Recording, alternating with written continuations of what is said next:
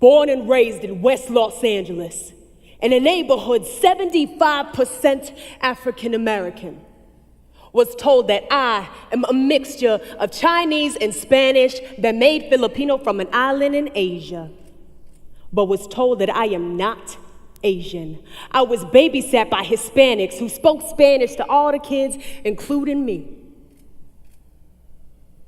Now, tell me about your identity crisis.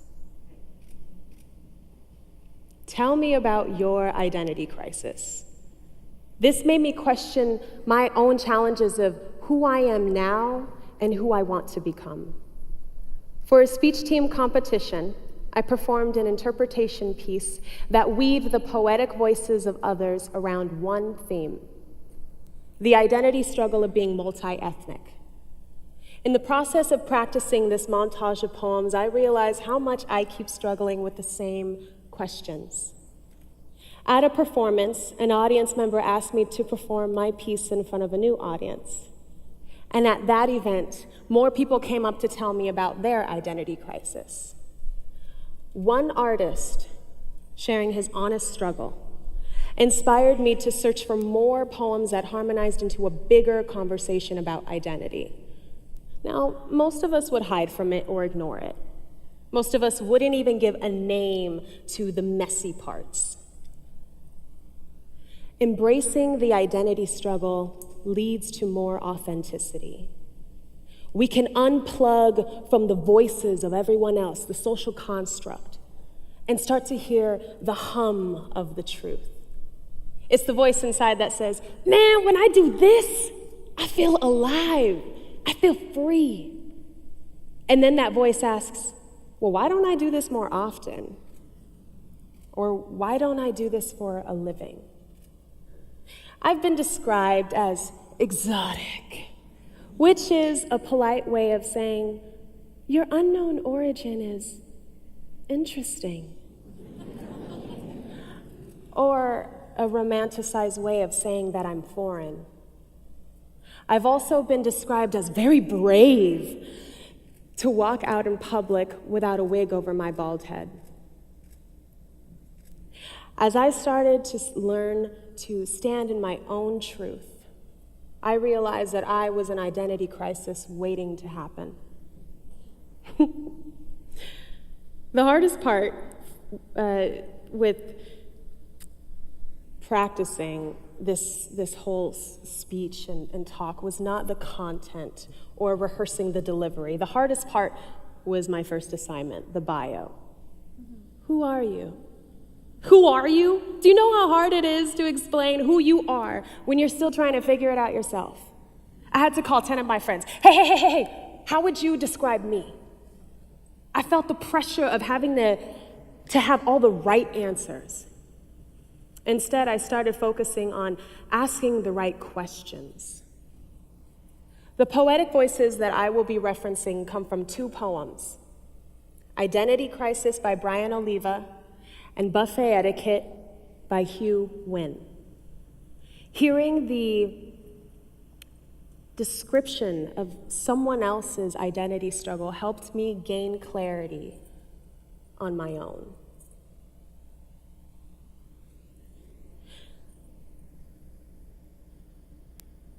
If you've ever been asked, what are you?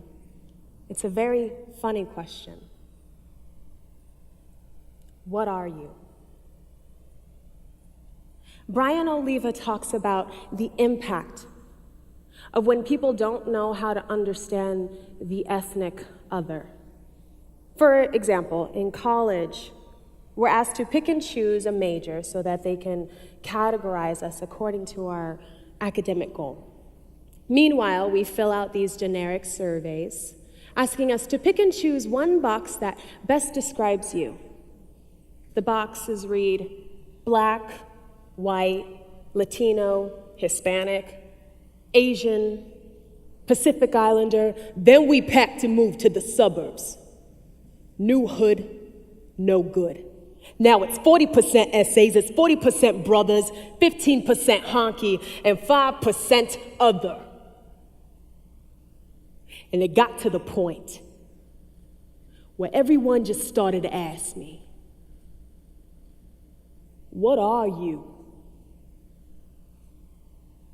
What are you?" I used to come up with a smart remark like, "Oh, I'm human." But if you're asking me about my ethnic background, I'm African American, Irish, German, and Filipino. To which they would respond, "Oh, so you're like a mutt." As I grew older, I decided to revamp that question. Instead, I would ask, "What are you in this world?" My multi-ethnic ambiguity prompted my identity struggle. And then it led me to find my voice in music. So when I transferred to a 4-year university, I wanted to explore my ethnic backgrounds through my interest in music. So I joined a gospel choir, a Pacific Islander music club, and theater. But I couldn't quite figure out where I belonged. I was confronted with more obstacles. I wasn't enough. I didn't speak Tagalog, so I wasn't Filipino enough. I wasn't dark enough to be considered black. I certainly didn't look white. So if we're not enough of one thing, then where do we belong? My voice is bleach. My voice has no history. It's the ringing of an empty picture frame, the frequency of a TV turned off. I'm forgetting how to say the simple things to my mother. They're the words in my periphery dangling from its wires, and I am only fluent in apologies. I've accepted the fact that I am no longer Vietnamese, I am just Asian. If I didn't speak the native languages of my people, then what was my voice? I was sitting on campus one day humming a pop tune when a student sat next to me and he says, "Hey, do you sing? Are you a singer?"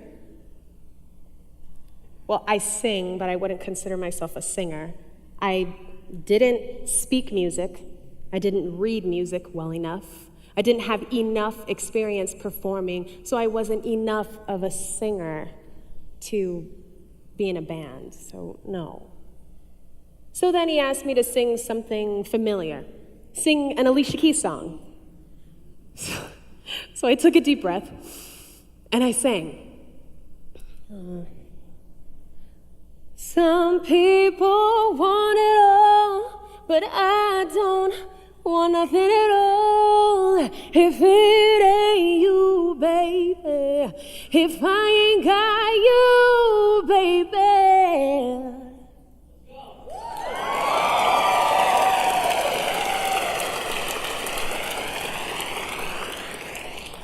So then he asked me to join his band. And now his band was a mixture of R&B, jazz, hip hop, and soul. If that band was told to pick and choose a box that best fits you in a generic survey, they would pick other. My multi-ethnic struggle of being the other made me realize that where I belong is to music. But there was more to explore. So I had to ask myself, what kind of singer do I choose to be?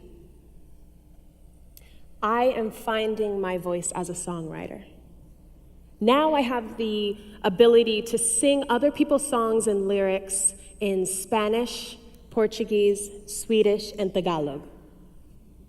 These songs help me connect to different parts of the world.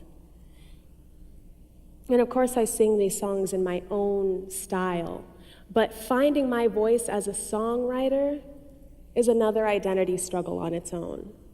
This struggle is going to continue to pull at me until I perform my own original music. The words that I choose define who I am as a vocalist. Music is universal. I want my lyrics to be too. I want to sing my own words. I would rather be lost in this world with a dream than have to keep my head down.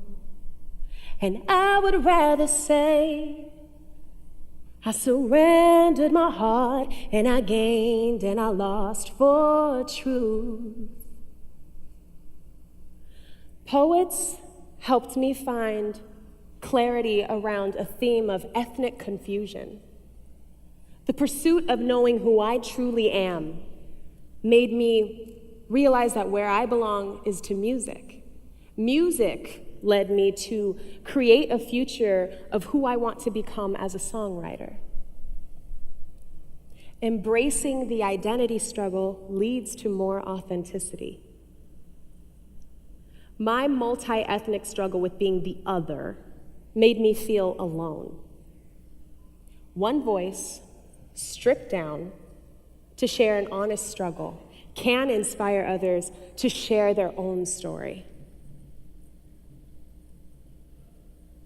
So tell me about your identity struggle. By embracing the identity struggle, we can find more of our own selves. We can create a future without having all the right answers.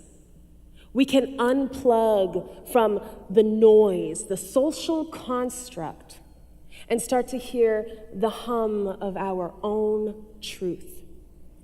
We can keep growing, keep embracing your identity struggle, and keep showing up in the messy parts of authenticity. Many voices can come together around one theme and harmonize into a larger identity conversation. There is power in finding out who we truly are.